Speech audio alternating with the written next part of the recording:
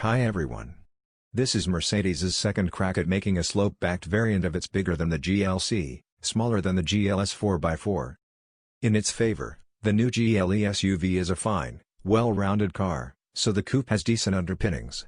And while the coupe's wheelbase is 20 mm longer than the old versions to eke out more space inside, it's 60 mm shorter in the wheelbase than the standard GLE, to show how serious Mercedes is taking the sportiness.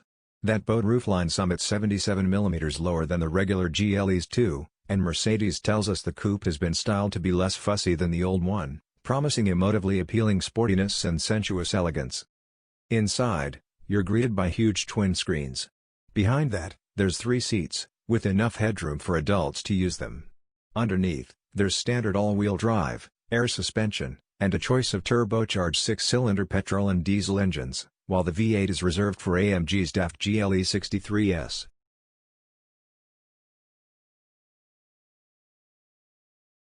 What is it like on the road? The GLE Coupe isn't all that successful in dodging the realities of its enormous 22-inch wheels, air suspension and sheer heft in town. The low-speed ride is, in fact, quite shoddy. You weave to avoid potholes and drain covers, and hear passengers breathe in sharply as the car clatters across the usual urban road furniture. In mainland Europe, it's likely nowhere near as bad. The transmission sometimes likes to play hunt the gear. The 400D feels like a car straining for a faster cruise. Oblige it, and things settle down into serenity. It's an outstanding motorway cruiser, once you've got it up to a rate of knots that lets the air ride do its thing. What's more, Mercedes' work in the wind tunnel to make the GLE the most aerodynamic of big SUVs pays off with impressively hushed wind noise, and tire roar has been massively reduced from the old GLE Coupe. If you do a lot of cross-country schlepping on multi-lane highways, this is an accomplished mile muncher. This 400D engine is a work of genius. It's an absolute vat of torque, on tap from 1,200 pm to 3,200 revolutions per minute, which you'll rarely rev past. This makes overtakes a doddle and motorway slip roads a cinch. Still, the sense of having such deep reserves of power and averages of low 30s to the gallon gives the 400D a bandwidth the hybrid-boosted GLE 53 AMG is unlikely to match. This new straight-six diesel even makes quite a pleasant noise, a smooth, unstressed rumble. While there is a sport mode to toughen up the suspension and a completely pointless option to disable the traction control, the GLE Coupe isn't a coupe SUV that will willingly give hot hatches nightmares. Not a 400D, at any rate. It can be hustled along at a fair lick, but you've little sense of connection from the steering and the flatness of the body is a little disconcerting. Up front, it's as you were in the standard GLE, so we'll not go on about it.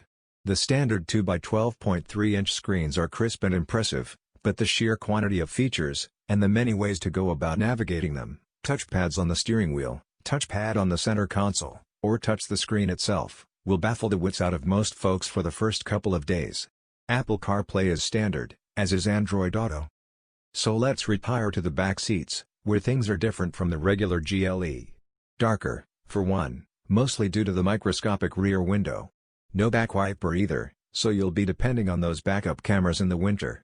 Handily, they lurk under the pop-out badge so they'll stay clean.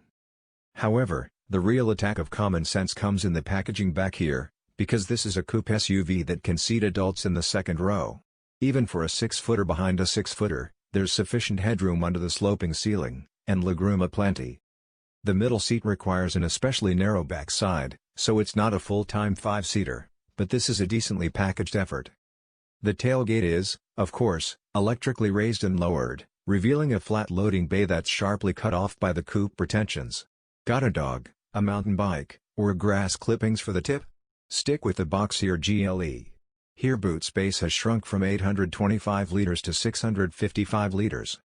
The back seats offer a split fold function in this. There's a 2-meter-long loading bay with almost 1,800 liters on offer. The GLE Coupe has the largest boot of the coupe SUV set.